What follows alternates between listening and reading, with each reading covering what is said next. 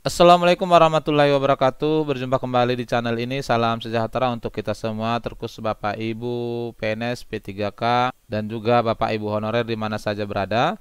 Berikut akan saya sampaikan informasi terbaru terkait beda isi Undang-Undang Nomor 20 Tahun 2023 yang sudah diterbitkan sebagai pengganti Undang-Undang ASN Nomor 5 Tahun 2014. Ini akan kita bedah pasal per pasal Bapak Ibu sekalian. Namun sebelumnya kepada Bapak dan Ibu yang baru bergabung di channel ini atau yang belum mendukung channel ini, mohon bantuannya Bapak Ibu sekalian untuk mendukung channel ini dengan cara subscribe dan aktifkan loncengnya untuk mendapatkan informasi-informasi terbaru dari channel Profesi Guru.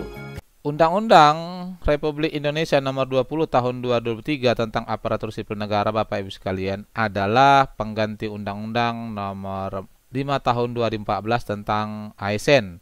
Ini kita akan bahas satu persatu. Kalau secara umum ini sebenarnya Undang-Undang Nomor 20 ini cukup ringkas ya. Jadi ini dasarnya adalah Undang-Undang Nomor 5 Tahun 2014 sebelumnya. Yang akan kita bahas di sini adalah terkait dengan hal-hal yang berkaitan dengan kesejahteraan, baik itu PNS, P3K maupun tenaga honorer. Nah, yang pertama dimuat ini Bapak Ibu sekalian di pasal 13 ya, bab 5 jabatan ASN. Hal mana seperti yang sudah saya sampaikan sebelumnya, jabatan ASN ini nanti hanya ada dua, jabatan manajerial dan jabatan non-manajerial. Ini perlu untuk Bapak Ibu ketahui jabatan apa kiranya yang akan Bapak Ibu dapatkan.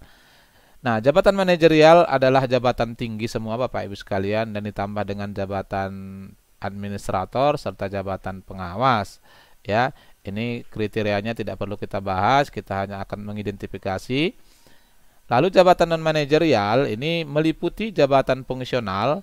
Oleh karena itu semua jabatan fungsional baik itu guru ya, penyuluh dan yang lainnya itu termasuk adalah jabatan fungsional. Kemudian yang lain adalah jabatan pelaksana. Ini adalah non manajerial ya. Jadi kita ini berdiri sendiri Bapak Ibu sekalian. Kita bertugas dan bertanggung jawab sesuai dengan keahlian dan keterampilan kita. Itu ya. Nah, kemudian di sini juga prajurit TNI Polri, kemudian Tentara Nasional juga sudah bisa masuk ke jabatan ASN ya. Untuk kesejahteraan ASN itu sendiri termuat di halaman 11 Bapak Ibu sekalian di hak dan kewajiban. Coba kita lihat apakah masih sesuai dengan apa yang kita sampaikan sebelumnya. Hak dan kewajiban. Pegawai ASN dalam hal ini PNS dan P3K berhak memperoleh penghargaan dan pengakuan berupa materi dan atau non materi ya. Yang kedua, komponen penghargaan dan pengakuan pegawai ASN sebagaimana dimaksud pada ayat 1 terdiri atas 1. Penghasilan, 2. Penghargaan yang bersifat motivasi, 3. Tunjangan dan fasilitas serta 4. Jaminan sosial. Ini seperti yang pernah kita update ya. Kemudian lingkungan kerja, pengembangan diri dan bantuan hukum. Yang berikut penghasilan sebagaimana dimaksud pada ayat 2 huruf A dapat berupa gaji atau B upah. Itu penghasilan ya, berupa nanti gaji single salary yang memuat 3 komponen, yakni gaji pokok, kemudian tunjangan kemahalan dan tunjangan kinerja. Lalu penghargaan yang bersifat motivasi sebagaimana dimaksud pada ayat 2 huruf B dapat berupa finansial atau non-finansial. Ini ya. Yang berikut tunjangan dan fasilitas sebagaimana dimaksud pada ayat 2 huruf C berupa tunjangan dan fasilitas jabatan dan atau tunjangan dan fasilitas individu. Ini yang kemudian diberikan berdasarkan capaian kinerja ya. Dan keenam, jaminan sosial adalah jaminan kesehatan, kecelakaan, jaminan kematian, jaminan pensiun, dan jaminan hari tua. Nah, ini kabar baik bagi rekan-rekan P3K ya, karena dengan adanya undang-undang ini Bapak Ibu sekalian sudah berhak mendapatkan jaminan pensiun. Itu akan kita coba bahas di bawah nanti ya. Kalau lingkungan kerjanya berupa fisik dan non-fisik, artinya ini adalah fasilitas tempat kerja. Lalu pengembangan diri bisa berupa talenta dan karir juga kompetensi. Nah, terkait dengan jaminan pensiun ya, yang nantinya memang akan sudah diubah bentuknya, itu dimuat sebagai dasarnya di pasal 22. 1. Jaminan pensiun dan jaminan hari tua sebagaimana dimaksud dalam pasal 21 ayat 6 huruf D dan huruf E dibayarkan setelah pegawai ASN berhenti bekerja. Kemudian yang kedua, jaminan pensiun dan jaminan hari tua. Jadi ini sudah ada dua ya. Jaminan hari tua itu pada saat memasuki pensiun. Kemudian jaminan pensiun adalah setelah tidak bekerja. Sebagaimana dimaksud pada ayat 1 diberikan sebagai perlindungan kesinambungan. ya bahasanya sini kesinambungan, penghasilan hari tua sebagai hak dan sebagai penghargaan atas pengabdiannya. Yang ketiga, jaminan pensiun dan jaminan hari tua sebagaimana dimaksud pada ayat 1 mencakup jaminan pensiun dan jaminan hari tua yang diberikan dalam program jaminan sosial sesuai dengan sistem jaminan sosial nasional dan badan penyelenggara jaminan sosial. Memang direncanakan apabila single salary nanti diberlakukan, maka pengelolanya itu adalah sistem jaminan sosial negara ya, atau badan berbentuk penjamin ya. Makanya disebutkan di sini adalah penyelenggara jaminan sosial. Kita akan masuk ke sana keseluruhan ya, baik PNS maupun P3K. Dan keempat sebagai dasarnya adalah sumber pembiayaan jaminan pensiun dan jaminan hari tua sebagaimana dimaksud pada ayat 1 berasal dari pemerintah selaku pemberi kerja dan iuran pegawai ASN yang bersangkutan.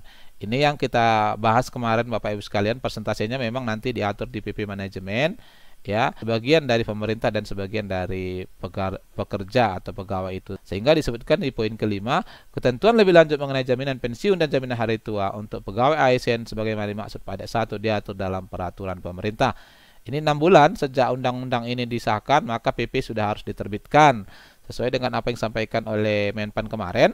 Maka paling tidak ini ya di Januari 2025 sudah mulai berlaku. Itu sesuai dengan pertanyaan dari rekan-rekan ASN juga. Nah, oleh karena itu dari sini kita simpulkan bahwa Bapak Ibu P3K juga sudah akan mendapatkan jaminan pensiun ya. Kalau hak dan kewajiban barangkali tidak ada perubahan, sama seperti biasanya. Lalu di halaman 15 di sini juga sudah ada disatukan yang namanya manajemen ASN pasal 27.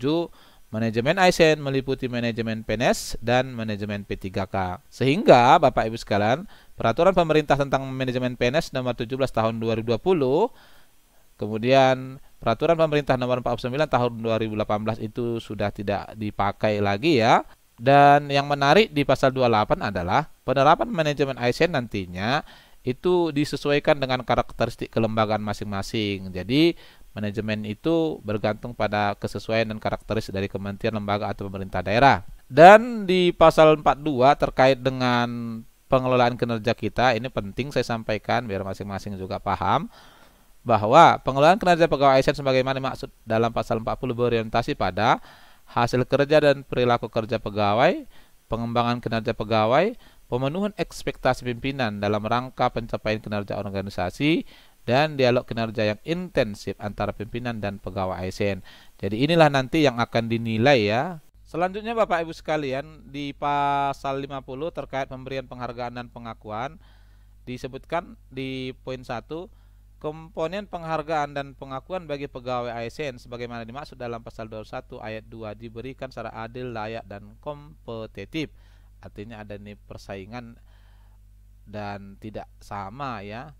Jadi di sini nanti yang membedakan penghasilan dan penghargaan kita adalah capaian kinerja. 2. Pendanaan penghargaan dan pengakuan bagi pegawai ASN yang bekerja di instansi pusat bersumber dari anggaran pendapatan dan belanja negara.